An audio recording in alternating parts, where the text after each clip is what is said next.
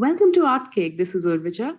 And this is Yamini. We love to talk about art. So do join us as we share our insights of this world with you. Hi, Yamini. Hi, Urvaja. And yet another podcast between the two of us. Yes, it is.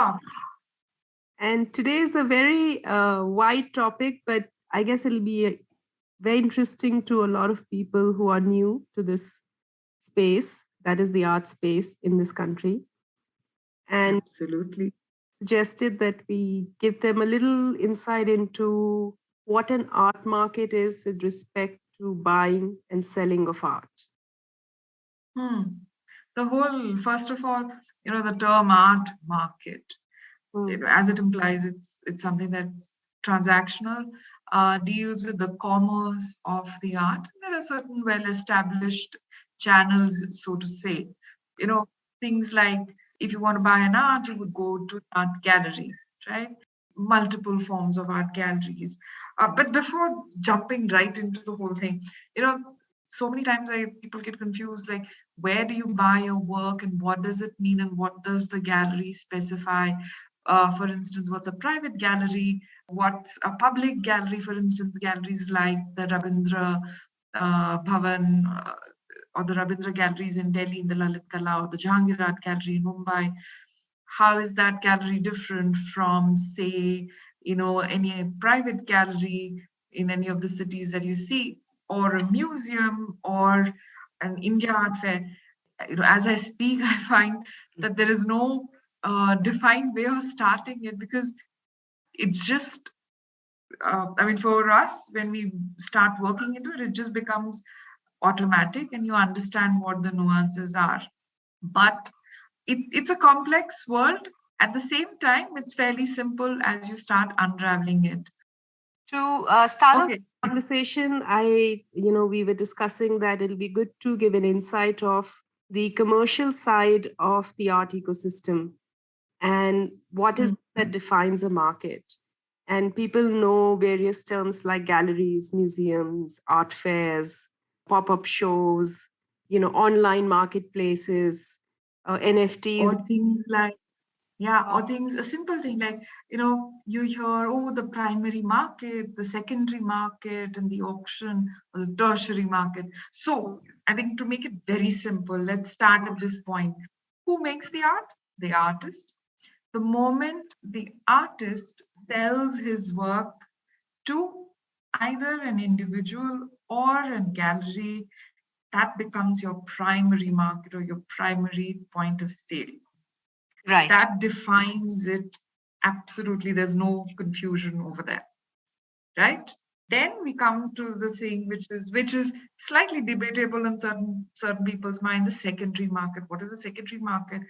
Supposing you don't know who the artist or you don't know any artist, what do you do if you're in a city? You walk into an art gallery and you buy a work from the gallery. That becomes a secondary sale because the gallery in turn has it from the artist. Now, it doesn't matter if it is on consignment or an outright purchase, that's a separate thing.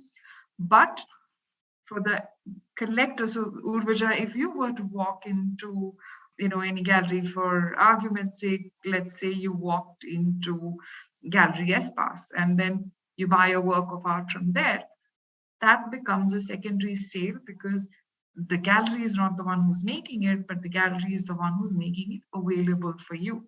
That becomes the instance of your secondary a secondary sale is anywhere where there is a via media, so to speak, or the sale is not coming directly from the creator. Yes. And like you just mentioned, I'm still thinking in our offline world, but go to an online platform, any of those websites where art is available for sale, that becomes your secondary market. Yeah. Yeah. So the point here is that the entity or the person who's selling the work defines it as either the first, primary, or secondary in there. Now, there comes another level, which becomes your tertiary market or the resale of it. So you've bought the work, now you want to resell it. You go back to the gallery, say that, hey, I want to get on with this work or move away and do something else, or you go to somebody who's known as a dealer. Sounds like a wheeler dealer, but they're not. They're dealers, basically people who do not have, representation of an artist and deal with works that have been in people's collections, and they are selling it onwards for them. Usually dealers have a wider range. It can go from all sorts of art forms, as opposed to a gallery where they represent a defined group of artists. Okay, so briefly, I'm going to just interject here. Indian market is not very well defined with respect to depth of sales. So what that means that if you say internationally, an estimate of art market is say 60 billion or 65 billion or 55 billion, depending on, how the market has moved up and down in the say, a certain percentage, say 30 to 40% might be private sales or through galleries, 30 to 40% would be through auction houses, and another 20% through increasingly online sales platforms. So that's a very broad sort of breakup. And traditionally, the markets that have been really, really strong have been Europe and the US and UK, of course.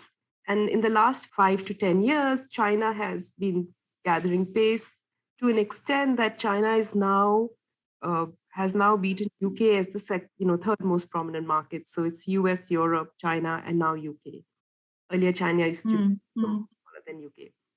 India doesn't feature in this list. Even in the other Asia market, we'd be less than 1% of a global $60 billion market. So within that space, our gallery sales and whatever little data is available online or through Artkyk,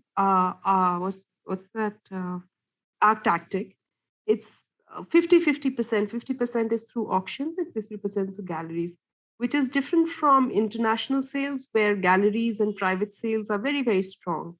For us, the auctions are just as important because, again, the gallery space is limited. It's, it's sort of dominated by a few strong players, but it's not prevalent. So in this very strange sort of mix where some things have taken off, some things haven't, some artists have become popular and their market prices have soared in the last 20 years, over 300% in some cases, but most artists remain unknown and undersold and undervalued. So that's why it'll be interesting for Yamini if you could explain to us what kind of galleries exist and how do they function and why is it that, we are such an underdeveloped market space as far as art is concerned? That's so much of data and so many figures and percentages in there. But I think the interesting thing about Indian market is, and you touched upon that by saying that the sales figures for the Indian art market are almost equally divided between the auction market and the primary market. Why that happens is that, the limelight or suddenly the awareness that art market, that terminology existed, came into existence with the coming of the auction houses. And the auction houses emerged as very vocal, very strong. By vocal, I mean that the press loved the auction platforms because it had so much interesting things to talk about. And what was happening in the auction, if an artist did particularly well, the galleries also started kind of, raising the prices up. Promoting those artists only, pushing those artists ahead, convoluted as it might sound, because that's not how it happens and that's not how it typically works. I started getting invested into seeing like, oh, how are my prices doing? What is it that the demand is for? It kind of got a fuzzy area, and I'm talking about the early 2000s. When auction houses started getting established in the country. And things went all over the place, which I think was a double-edged sword because it was good because it got that much of publicity. But at the same time, everybody only spoke about the numbers or, what was the highest record price, what was the value. That got exciting. And somewhere along the line, we forgot to consolidate the position. And I'll bring up something over here. One of my first early assignments or early jobs that I'd taken was working with a gallery, a private gallery. We'll come back to that point subsequently. This was in 1996, and the media decided that art coverage was no longer mandatory, was no longer a necessity. It was food, fashion, and film that became most important. And art criticism just stopped. I remember a time while I was studying, especially as an art student, the Sunday editorial was immensely interesting. You had robust articles, doing exhibition reviews, talking about artists. I'm not only talking about fine art. I'm talking about all forms of art that was there. It was the centipede spread where you would have 4 or 5 phenomenally well-written articles, and you had access to that information. Suddenly that dried up. How is it that people will know what's happening? It's only you have to be like extremely passionate and crazy to follow it and gain that information. I think gradually that kind of lost steam. And the only reason why you would see art is as a page 3 event, or when there was something that was exciting happening in terms of an auction result. I think then circling back to your point, saying that why does it happen? It's not for the lack of galleries, and certainly not because we don't have, talented creative artists. It's not the creative aspect of it which is lacking, but it is when it has to be funneled out, not in, but out to the audience, is where there was a break in the system. So the auction proved to be interesting to gain publicity, to capture people's imagination again. But what that did on the flip side. Also, there was a sense of, glamour about auctions, because for a majority of population who has not actively bought and sold art, and it is a very minuscule population in this country, auctions through films, and there's that sense of drama around it, and sense of, for lack of a better word, almost glamour that gets associated with it, primarily because that's how it's been. Exactly. So that's why, and if you get a crazy price, which is with multiple zeros attached to the end of something, it's very eye-catching news. And we've discussed this before. It takes away from the growth of an artwork, and I'm using this terminology loosely because what typically happens is that once an artwork is sold in the system, it gains value, or it becomes popular, and then by the time it reaches an auction space, it has already got maybe an established desirability with it. But here we are seeing in reverse. Something gets picked up for by a buyer for whatever reason, gets value, then get noticed, and it almost, that value works in reverse somewhere, and that's why galleries are also working in reverse. Or how do you compare? And I'm here, you guys saying the word compare a little loosely, but some of the sort of global mega galleries, be it a Zwirner or a White Cube or a Pace or any of these, how they function with respect to buying and selling of art versus what we do in this country. So I don't like to make the comparison, but okay, fair enough. Yeah, no, for the simple reason, the way art is consumed in India is very different. How should I say? The concept of galleries, the concept of art that is, for art's sake, is a fairly new phenomenon. Okay, we have to acknowledge that. We've had art, we've had, the circuits of engagement or transferring that knowledge or that creativity was very different. It was, linked into patrons and an artist working with a particular patron. When that system broke down, there was a lacune of almost, say, 100, 150 years. I'm talking about during the colonial period, where there was a fragmentation of the known system. And it did not evolve seamlessly. Yeah, bear with me. I need to do this. Otherwise, setting the context is not easy. Yeah. Because there was that break, artists were like, didn't have a defined path of, making works and kind of taking it across or making a livelihood from it. That's one part of it. The second part is, while that system was breaking down, there was a new system that was evolving, which was the art school. Of course, the art schools were not technically art schools, as to create or to train artists, fine artists, but these were more as technical institutes. So again, there is a kind of a misalignment in that. But what happened was, again, the kind of students it attracted were not from the traditional families. Okay, let me give you a simple example. It was called the JJ Institute or the JJ School of Art, but it had also the Ray Institute of Arts and Craft. So the intention of these schools was to train craftspeople and not artists. But the traditional crafts did not come there because it was tied into the whole thing of a caste system, who gets trained into what, and they had their traditional networks. It was transferred from father to son.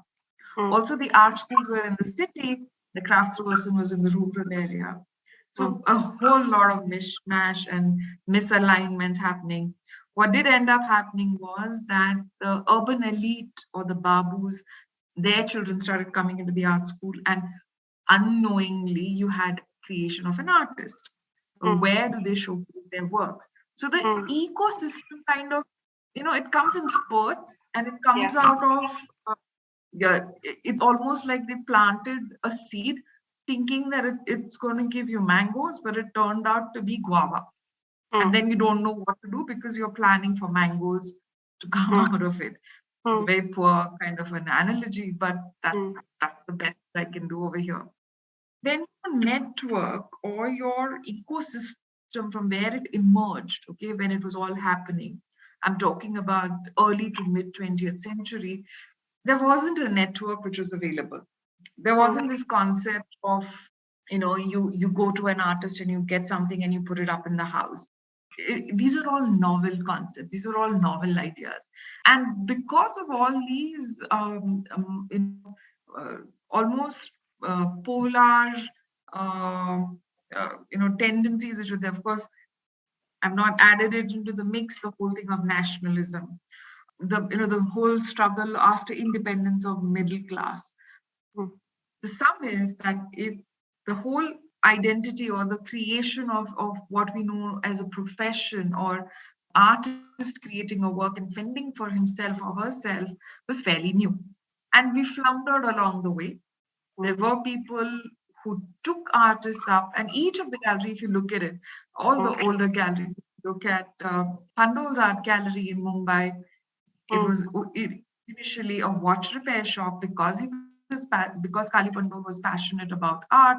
He was friendly with certain artists. He gave them space to exhibit works. See, that's where it started. It was one man's passion.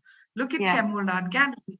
It was a frame shop, and he would put up certain, Keku Gandhi would put up certain frames and paintings of artists to help them out. That's where it all began. So it was not a very formal structure, right? Whereas you have some galleries. To point out, it wasn't a seamless structure. It kind of just suddenly dawned again, then lost and dawned again, kind of thing. And it kind of evolved along the way. It was casual. It was, personal interactions, people's passion towards the art that kind of fueled it. And it grew from that particular state. And then as things started, as you started getting more access to information, artists were traveling overseas. In the 50s, we have 5 or 6 artists that I can name immediately who left the country looking for better opportunities. You had Souza who left India, Raza, you had Akbar Padamsi who left, you had Ramkumar who went and who came back. Or, there was Bakri who left because they didn't find the right kind of, framework for them to exist and to exist or to exhibit.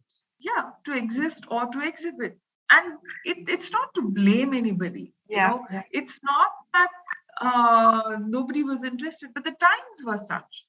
When things started opening up, when things started getting better, it still continued to be something that people got involved in because of their personal passion, and not because it was a money-making thing or you had, phenomenal amount of success by starting an art gallery. It was seen more as a thing of passion, which brings me to my point that there was no formal structure that was available. And it was restricted only to certain, largely you have Mumbai and Delhi being your core centers, of course. So, there was a time when Bangalore was bustling and there were so many galleries there, which is kind of now petered down and become a little more low-key, low-profile.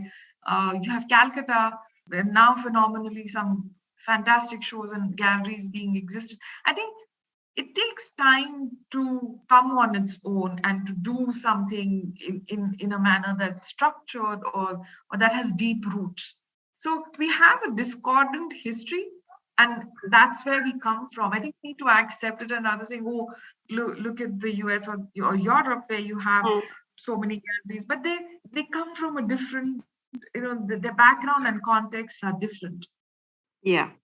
No, very true. I guess it, to sort of neatly sum up this discussion, it takes us to, one of the main reasons we started this platform is that for us to entrench our roots deeper in this field, and, we both feel, and I'm sure as many people across the country as well, that it's required, is also to get a larger participation in art buying and selling. And the only way it can happen is to somewhere demystify things about art world, art market, artists, what have you. Our jargon. So this would be, I guess, one of our main objectives as we move forward. Yeah, I think to sum up, primary market is simply the first point of transaction that happens when a work leaves an artist studio, either directly to the buyer or to a gallery, and from then on. Now, we still haven't addressed the issue of private gallery versus public gallery. So, Urvaja, in one line, if that is possible for me, as everybody could have realized, try. I shall try. So, a private gallery means that it's a gallery that is owned by individual or individuals. They have set it up, and it is governed by their policies and decisions, and they exhibit artists who they believe in, and they have a roster of artists that they represent throughout the year or through the existence of the gallery.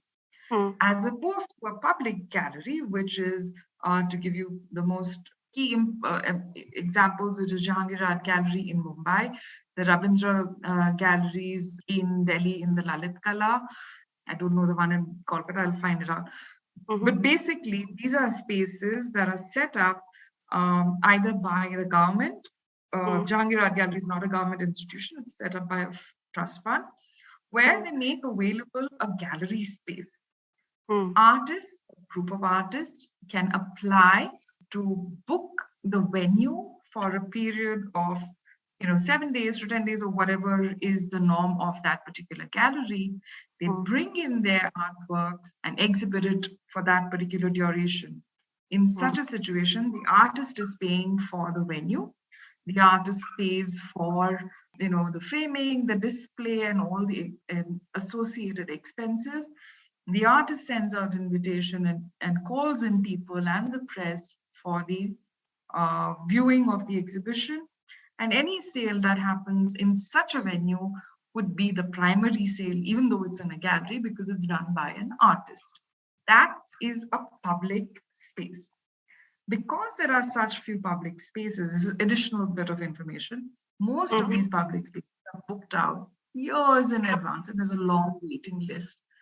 Because the private galleries are few, and they pick and choose the artists they want to represent because it is something that they believe in, and each gallery has their own philosophy, thought process that they want to represent and transact in. So to clarify as simply, the distinction between these two forms of galleries that exist.